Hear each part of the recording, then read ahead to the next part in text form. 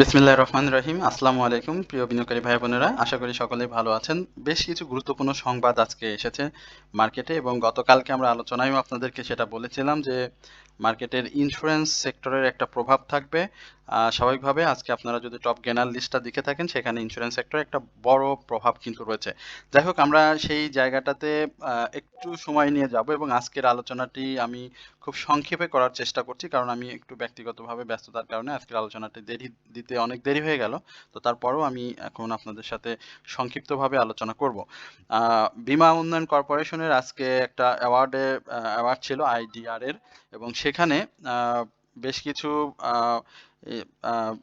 Non life অর্থাৎ insurance sector এবং life insurance সেক্টরের কিছু স্টকের ক্যাটাগরি ওয়াইজ প্রথম, দ্বিতীয়, তৃতীয়, চতুর্থ স্থান নির্ধারণ করা হয়েছে। সেখানে আমাদের বেশ কিছু স্টক অসম্ভবভাবে সেই স্টকগুলো চলে এসেছে। আশা করি আগামীকালকে এই স্টকগুলো আহ, আহ, যে যারা প্রথম থেকে পঞ্চম স্টার অধিকার করেছেন সেই স্টকগুলো অসম্ভব ভালো প্রাইস অ্যাকশন করবে, এটি নিঃসন্দেহে আমরা জানি, এবং আমাদের সাথে যারা সংযুক্ত রয়েছেন তারা আলহামদুলিল্লাহ এই স্টকগুলোতে রয়েছেন।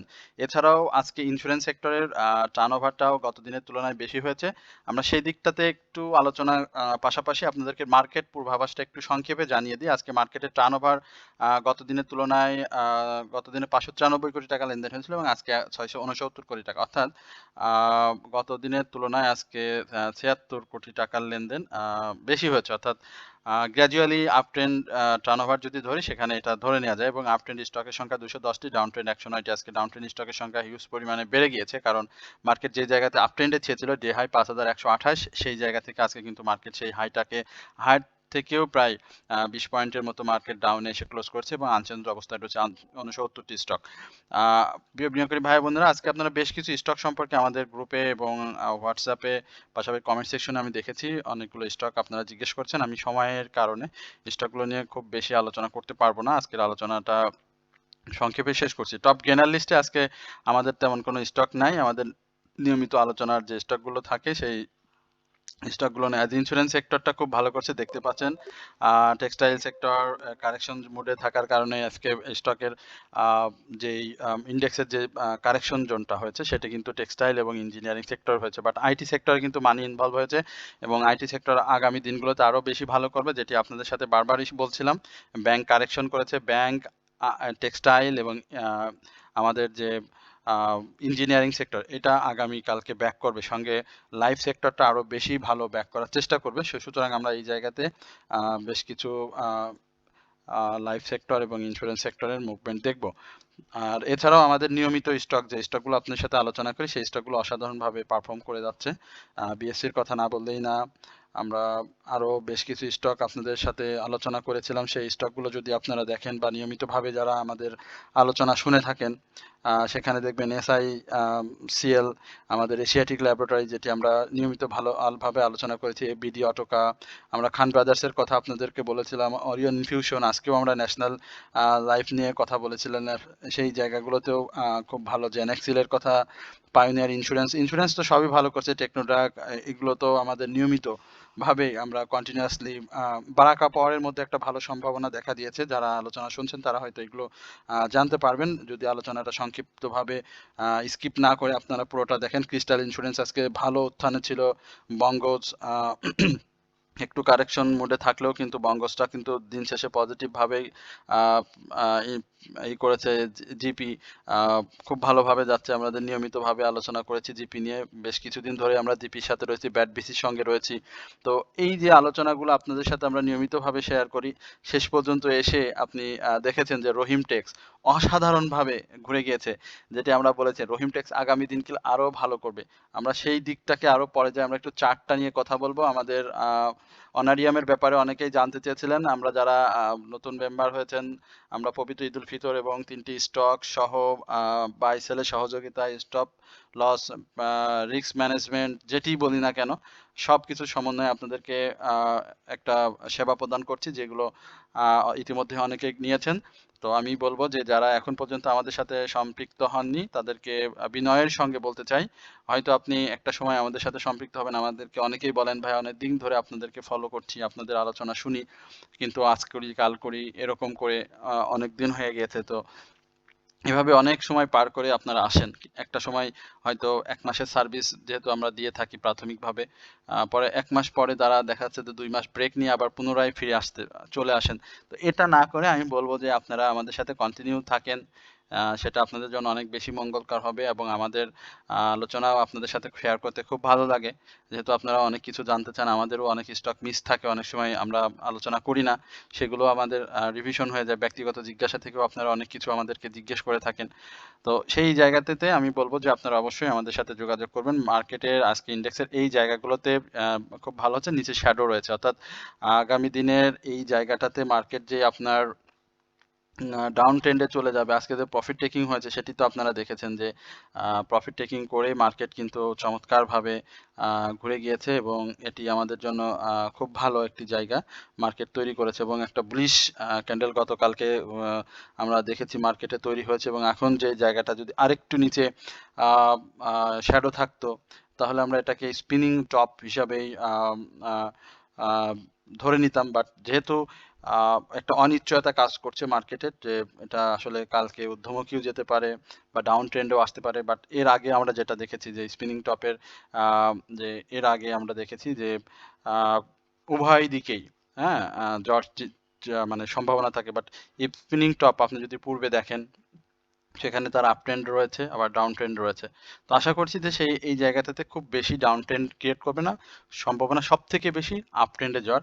যেটা আমরা বলে আসছিলাম যে 5200 মার্কেটের ক্রস এবং 5177 থেকে 150-55 এই লেভেলটা মার্কেটের জন্য একটা বাধার সম্মুখীন হবে। বাট এটাকে ব্রেক করলে আমরা 5400, 200 আমরা তখন ধরবো না, মার্কেট 5400 এই লেভেলটাতে চলে যাবে। তো যাই হোক, আপনারা এই জায়গাগুলোতে দেখবেন হিস্টোগ্রামের বার, এমএসিডি মুভিং এভারেজ সব কিছু এখন পর্যন্ত পজিটিভ রয়েছে। তো আমি শুরুতেই বলছিলাম যে আসলে হিউজ পরিমাণে স্টক রয়েছে আপনাদের জিজ্ঞাসায়। সেই জায়গা থেকে আমরা খুব অল্প সংখ্যক স্টক নিয়ে কথা বলবো। সেখানে আমরা রহিম টেক্সটটা নিয়ে আগে একটু কথা বলতে চাই। আমার খুব পছন্দের একটি স্টক রহিম টেক্সট। যারা রহিম টেক্সট বাই করেছেন তাদের জন্য শুভকামনা রইল। আমরা আশা করছি রহিম টেক্স আরো ভালো করবে এবং যারা প্রফিট নিয়েছেন আবারও নেয়ার একটা সুযোগ আপনাদের রহিম টেক্সে থাকবে এবং রহিম টেক্স, আমি বারবার বলছিলাম যে রহিম টেক্স একটা অপ্রতিরোধ্য জায়গায় চলে যাবে। আশা করি টেক্সটাইল সেক্টর আগামীকালকে ঘুরে দাঁড়াবে নিঃসন্দেহভাবে। তো এই জায়গাতে আমরা আগামীকালকে তার রিসেন্ট যে হাইটি ছিল এটাকে খুব সহজেই সে তুড়ি মেরে উড়াই দেবে, এক কথায় শেষ। আলহামদুলিল্লাহ এটা খুব একটা ভালো প্রস্তুতি নিয়ে রেখেছে এবং ভলিউমটাও ধরে রেখেছে। স্বাভাবিকভাবেই এই জায়গাগুলোতে আমাদের বাই ছিল, আমাদের এই জায়গাগুলোতে প্রফিট হয়েছে, ইভেন এই জায়গাটাতে আমাদের বাই ছিল, এখানেও প্রফিট হয়েছে। তো এই জায়গাগুলো আসলে নির্ধারণ করা খুব ডিফিকাল্ট। আমরা এইখানে মানে 214টি লো ছিল সম্ভবত, রাইট? এবং এইখানেও আমাদের 4 জানুয়ারি একটা এন্ট্রি ছিল। তো এই জায়গাগুলোতে আসলে এন্ট্রি নিলে ভালো করার সুযোগ থাকে।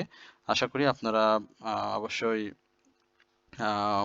ভালো জায়গাতে পাবেন এই স্টকটি প্রফিট নেওয়ার জন্য।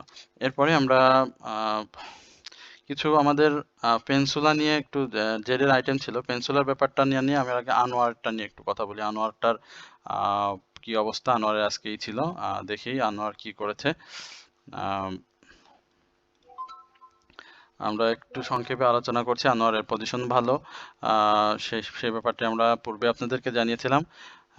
স্বাভাবিকভাবে 95 ক্রস করলে 110 থেকে 112 এই জায়গাটাতে খুব দ্রুত সে প্রাইস অ্যাকশনে করবে এবং যাদের রয়েছে তারা অবশ্যই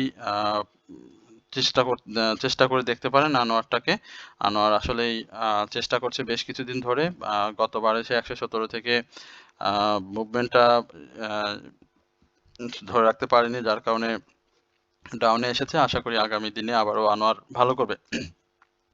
আমরা বারাকা পাওয়ার নিয়ে একটু কথা বলবো। আমার কাছে বারাকা পাওয়ার আবার এখন মনে হচ্ছে যে একটু করবে কিছু একটা। তো বারাকা পাওয়ারটা দেখি, হ্যাঁ চেষ্টা করছে, উপরে শ্যাডোটা বেশি হয়ে গিয়েছে, সিম্পলি একটু দুর্বল। এই শ্যাডোগুলো আসলে একটু ডাউন ট্রেন্ড ক্রিয়েট করে। তো সেই জায়গাটাতে আমি মনে করি যে ভলিউমটা যেহেতু এখন পর্যন্ত ধরে রেখেছে, সেই জায়গায় আপ ট্রেন্ড কন্টিনিউ করবে, তবে ছোট একটু কারেকশন থাকতে পারে।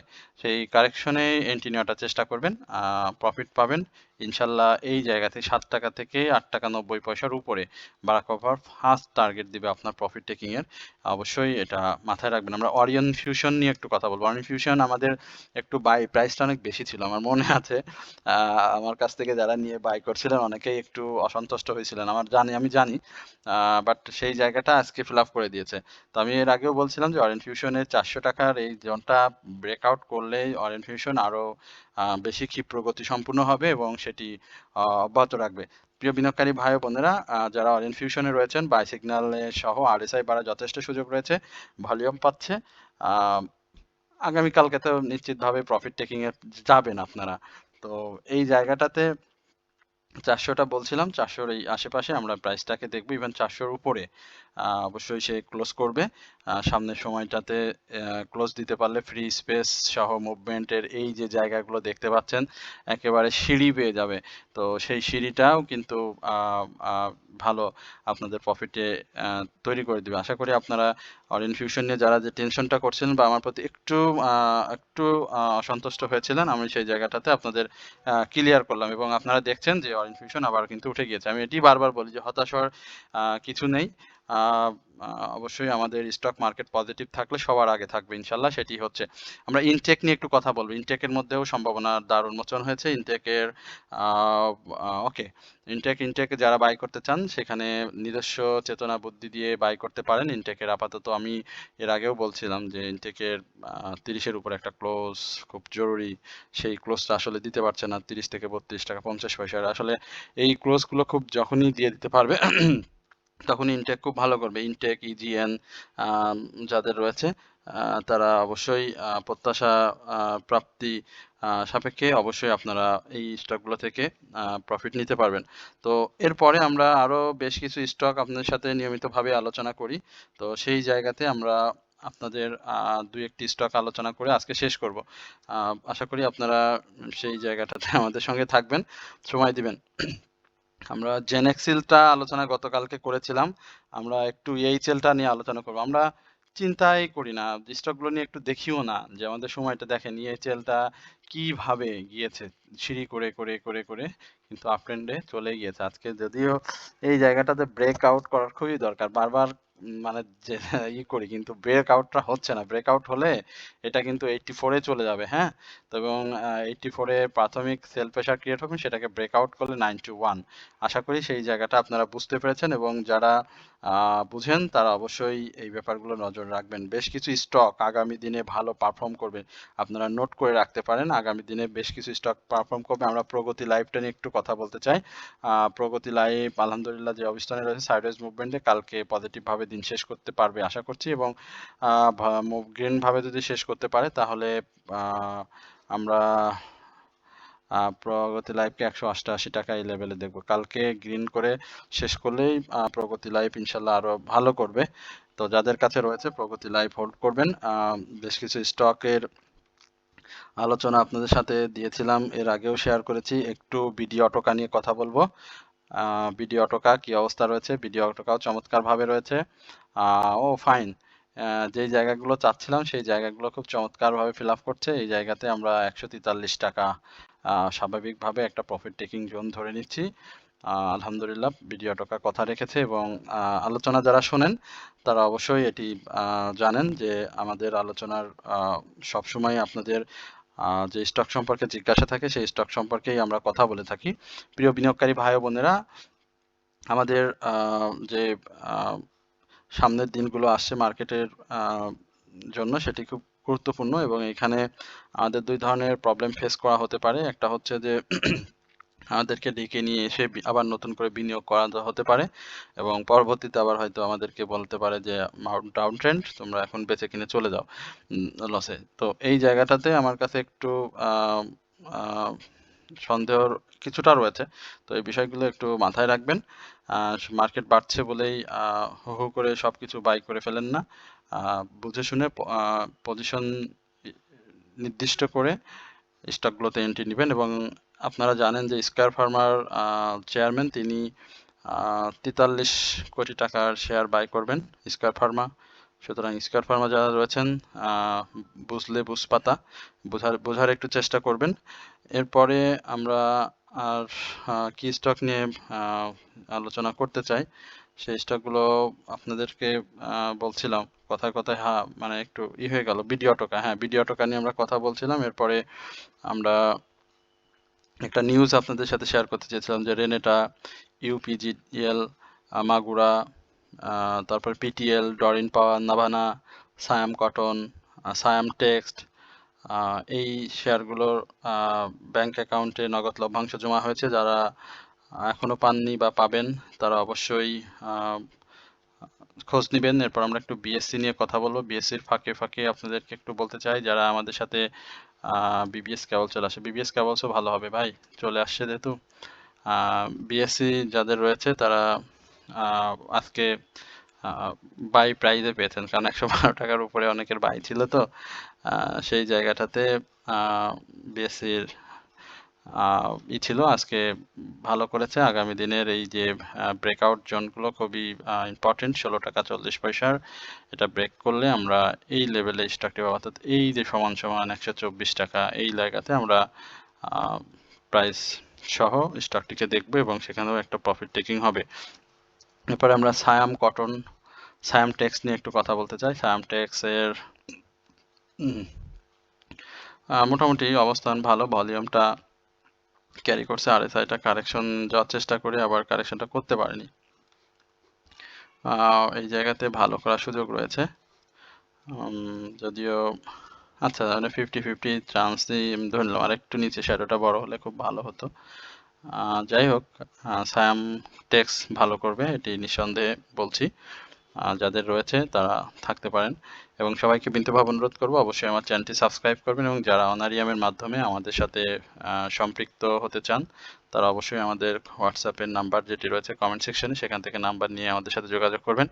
তারপরও আপনাদের জ্ঞাতার্থে আমাদের নাম্বারটি আবার মুখে বলে দিচ্ছি, 01768583897।